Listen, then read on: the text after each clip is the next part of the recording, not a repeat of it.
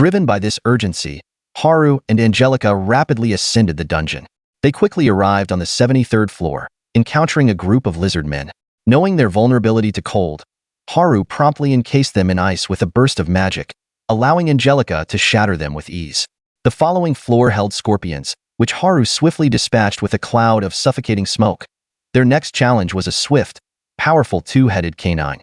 Haru, however, unleashed a vial of potent flatulence directly onto the creature's noses, overwhelming its keen sense of smell. Disoriented and unable to concentrate, the dog became an easy target for Angelica's blade, which quickly ended the fight. Afterward, Haru began organizing the loot they'd acquired, while Angelica suggested a brief respite. He insisted that any delay was unacceptable, given the city's precarious situation. They pressed on, reaching the 69th floor, where a hypnotic avian creature unleashed its power upon them. Haru believed his enhanced constitution would protect him, but exhaustion prevented the skill from activating in time. Drowsiness overwhelmed him, but fortunately, Angelica remained unaffected.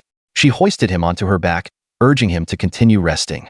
Meanwhile, Haru's classmates struggled against a level 100 Sphinx, an adversary far stronger than any they had previously encountered. Their attacks proved futile, as the creature regenerated instantly from both physical and magical damage. After, the seasoned adventurer informed them that even if they could inflict harm, victory was impossible. Rumors claimed the Sphinx was immortal, preferring riddles to combat.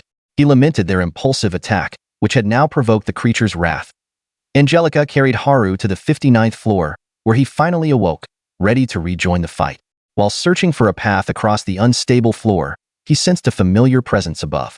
It emanated from his classmates, who had been soundly defeated by the Sphinx.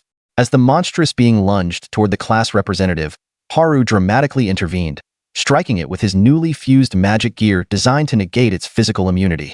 Although his initial blow was ineffective, it created an opening for Angelica to strike, decapitating the Sphinx with a single, decisive swing. Haru and the class representative exchanged glances. She welcomed him back, mentioning everyone had awaited his return. The others chided him for his tardiness, and the class representative inquired about his evening. As Haru began to introduce Angelica, the floor beneath him crumbled, sending him plunging into the dungeon's depths. With impressive agility, he used the falling debris as footholds, Spider-Man style, returning to the floor above. He reassured everyone, boasting of his new skills that would prevent such mishaps. Ironically, the ground gave way again, catching him completely off guard. Resigned to his fate, he began to fall, but the class representative rushed forward, grabbing his hand. Remembering her past failure to protect him, she vowed not to let him go this time. The head nerd and the jock arrived to assist in pulling Haru up. Their relief was short-lived, as the third monster wave surged onto the floor below. Panic ensued, and the class representative asked Haru if he had a plan to save the city. He confirmed he did, revealing Angelica was the key. As the class representative pressed him for details about Angelica, Melly frantically insisted on an immediate return to the city. After concurred, suggesting they utilize a warped gate for direct access to the surface. Haru, surprised, confessed he hadn't noticed any such gate during his ascent. After explained the gate's mechanism only functioned for those descending. They swiftly reached the city gates, where the guild master and other defenders anxiously awaited the third wave. Suddenly, it arrived, a force far greater than the previous two. As monsters swarmed the plains and griffins darkened the sky, the adventurers despaired. The earlier waves had been mere preludes. This was an onslaught of an entirely different magnitude. Hope dwindled, until Haru signaled Angelica. She drew her sword and plunged it into the earth. A wave of immense energy radiated outwards, encompassing the entire city and the dungeon within its radius. Haru theorized that Angelica, as the true dungeon master, possessed absolute control over its inhabitants, having effortlessly dispatched countless monsters during their ascent. He believed her power could eradicate them all, and his hunch proved correct. The vast magical field Angelica generated obliterated every monster within seconds.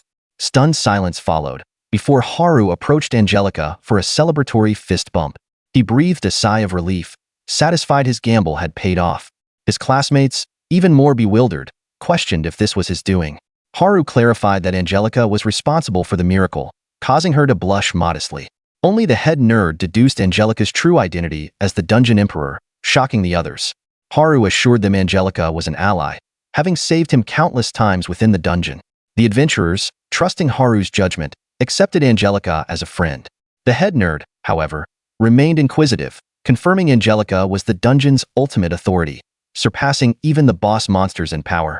Haru affirmed her unparalleled strength, explaining a series of events had reset her level, though she remained more powerful than most dungeon creatures.